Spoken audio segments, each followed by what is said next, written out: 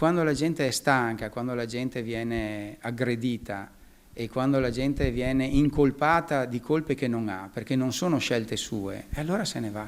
Questo è quello che accade. Sono stanchi medici, sanitari e le associazioni che hanno organizzato manifestazioni e sit-in in 39 città italiane per difendere la sanità pubblica.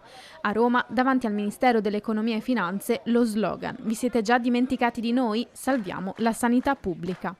Da Conegliano, il segretario aziendale dell'Associazione Medici Dirigenti dell'ULSS 2 mette in guardia sui pericoli derivanti dalla mancanza di fondi e di personale. Se il personale è carente, alla fine tu puoi fare qualcosa in più, ma non puoi fare tutto. Allora andrebbe più che altro strutturato dall'inizio sull'appropriatezza delle richieste e sull'appropriatezza della distribuzione delle risorse. Ma se le risorse mancano, puoi essere geniale finché vuoi, ma il problema comunque non lo risolvi.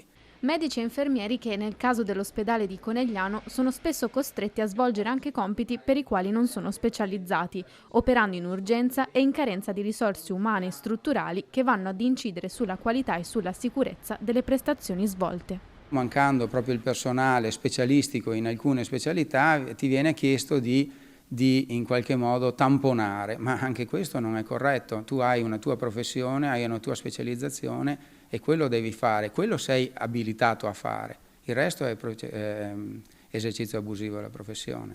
Bene lo stanziamento da parte della Regione di 5 milioni di euro all'ULSS 2 per le prestazioni aggiuntive, commenta il sindacato, ma gli obiettivi devono essere realizzabili. Difficile a loro dire che possano azzerarsi le liste d'attesa entro l'anno. Dai medici dunque il grido d'allarme e la richiesta di essere ascoltati dalle dirigenze. In quanto sindacati chiediamo di essere sempre coinvolti in queste scelte, coinvolti nelle problematiche e nelle decisioni, perché troppo spesso arrivano delle decisioni prese dall'alto alle quali dobbiamo semplicemente dare una risposta, obbedire, punto.